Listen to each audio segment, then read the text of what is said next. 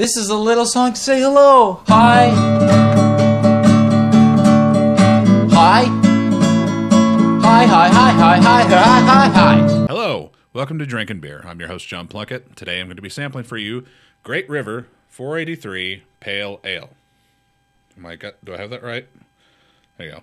483 Pale Ale. This is a new... I don't know if this is a new brewery to my area or not. I just saw it recently. Decided I'd give it a shot. Brian Big Fish Ragland from DrinkLikeAFish.com kind of turned me on to the notion of doing an actual beer and can review. Great River Brewery, by the way, is out of the Quad Cities in Iowa, which is basically just 4 cities that are like... I think this is going to be the first beer I've had out of Iowa, if memory serves. So it should be interesting.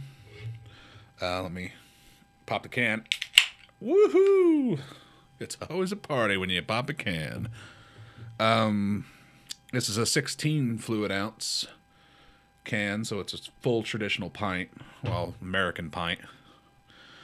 It's 5.3 ABV, 48 IBUs.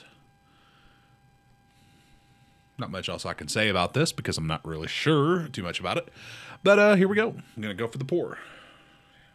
Ah, shit. Did you see that? I fucked it all up.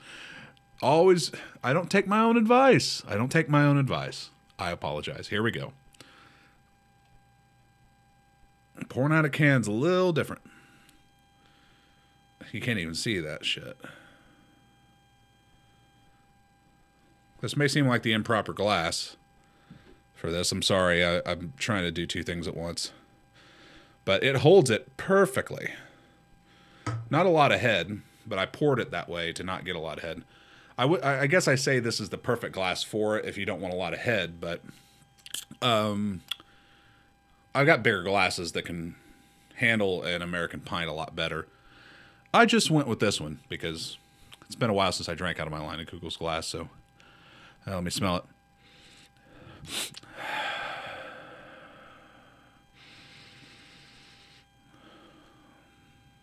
Hardly any smell. I can smell some of the malts, definitely. So it's not really offensive to the smell. So let's give it a whirl. Great River Brewery, 483 Pale Ale. Cheers.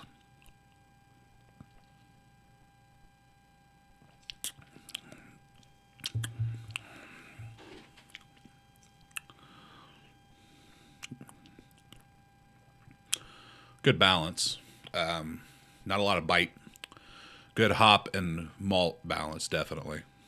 I've had a lot of pale ales, or I should say pale ales, that label themselves as being pale ales and taste just kind of real bland and lifeless and pointless. And this is not one of them. This actually is pretty good. Very balanced. Yeah, it's a good balance of everything. Carbonation. Good balance of carbonation. Good balance of malt. Good balance of hop. Not a lot, nothing in the aftertaste. There's no finish that's noticeable. There's really nothing left. It's pretty dry. It leaves you dry. It's a drink that leaves you dry.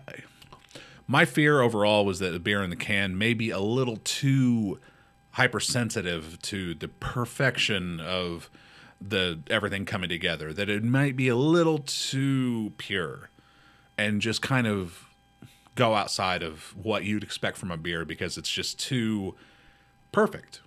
I mean, there is such a thing as too perfect, especially in like audio video. That's a world where we've seen time and time and again that, you know, absolute perfect representation often kind of seems phony to the human eye or the human ear.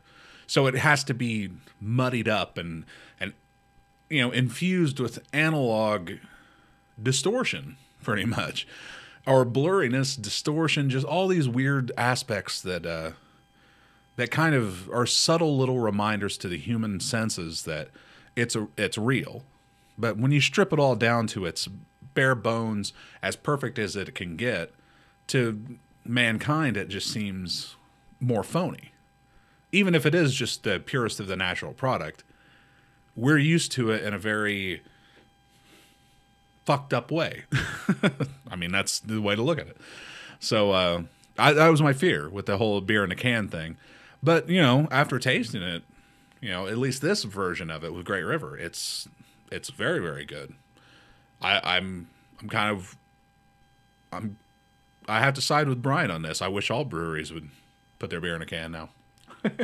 Haven't had an IPA in a can, though. I might change my tune after that. So that was my review of Great River 483 Pale Ale.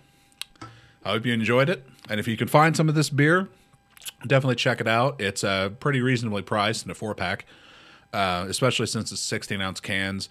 You know, it's a little bit over. I mean, if you boil it down to 12-pack, it's about 5 cans and 4 extra ounces of, well, 5 12-ounce cans and 4 extra ounces, however you want to figure it. But it's really good beer, worth the price. It's not overly expensive for what you get, and I like it. So I'm giving it my seal of approval. That was my review. I hope you enjoyed it. My name is John Plunkett. This has been Drinking Beer, and until we meet again, happy trails and keep drinking.